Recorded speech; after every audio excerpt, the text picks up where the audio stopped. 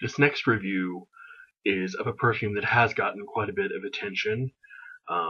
Perhaps the house has gotten more attention, and I have never smelled anything by them except for the two tiny little samples that I ordered from Decant Shop several weeks ago. One of them was a Tobacco Rouge, which probably many people have smelled. Sometimes I feel like I'm the only person who hasn't smelled some of these things. And the other one is this one. You may or may not be able to read that. Rouge, Avignon, by the House of Phaedon, or Phaedon.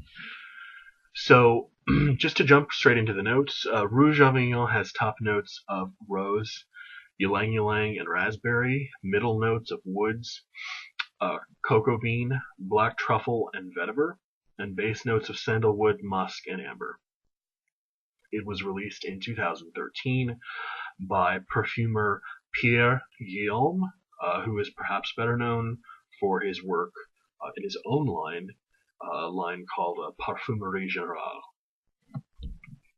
So Rouge Avignon opens up with what seems to me like a sort of a watery, transparent tea rose that has slight hints of musk and powder, with even fainter hints of vetiver and a wood that doesn't really smell like a traditional wood, which I guess is the hinoki wood.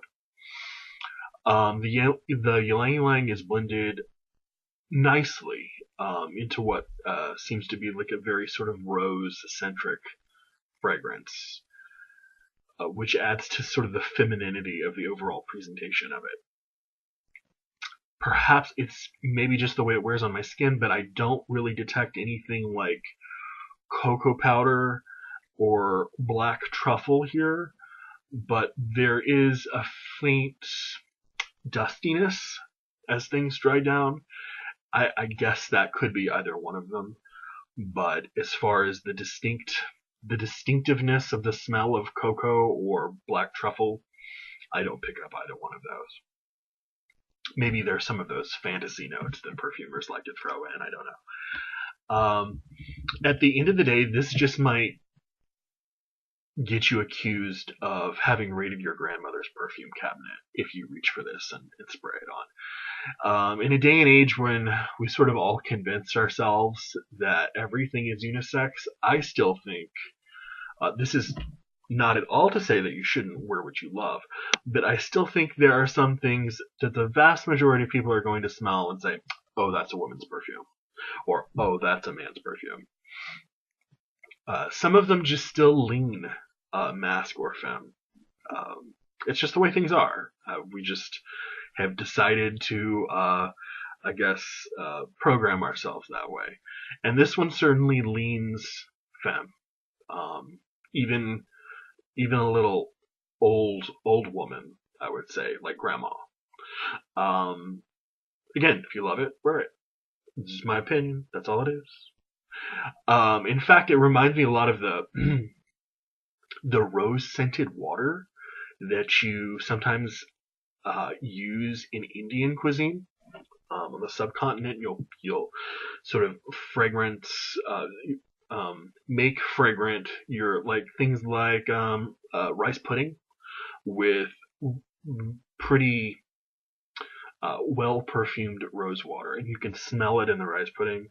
It sort of has that sort of sweet, slightly syrupy smell to it, which didn't really, that description is not meant to lend itself to the fragrance. It's sort of like not the most appealing smell to me.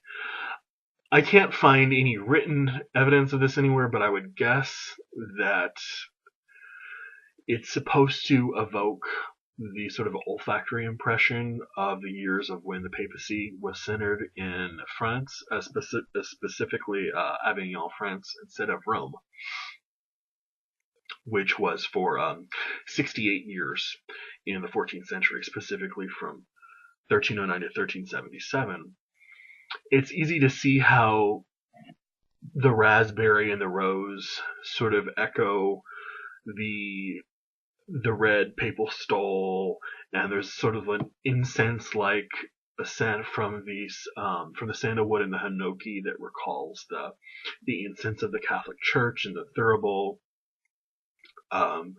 However, rose scents have really saturated the market.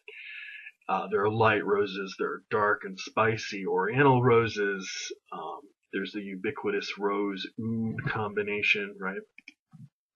But of different kinds of all the archetypal roses that are out there, it doesn't really peg any one of them. And I guess you can't knock it for sort of not falling into one of my preconceived little ideas of what a rose perfume should be. But it's just not unique enough for me to warrant its price tag, which is 160 American dollars for 3.4 ounces, 100 mils. There's just too much competition, and Rouge Avignon is just too undistinguished, I would say, and it's just a flailing body of the rose perfumes on the market, all vying for attention. To make matters even worse, after a couple of hours, it becomes sort of this lingering skin scent, though judging from, what some people have to say on YouTube about it, what other people have to say on, base notes and Fragrantica, this just might be a peculiarity of my own skin. Some people seem to get a very long life out of it.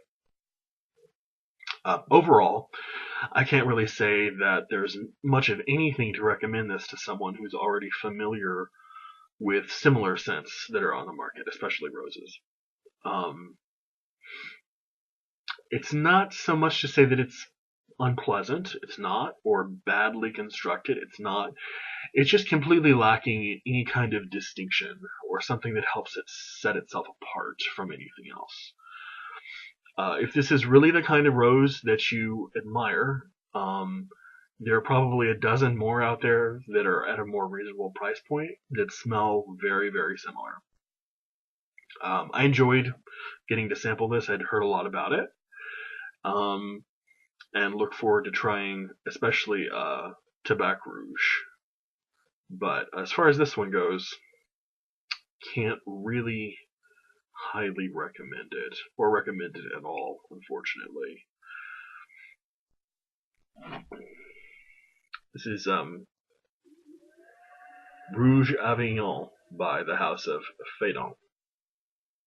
There we go. Bye, guys.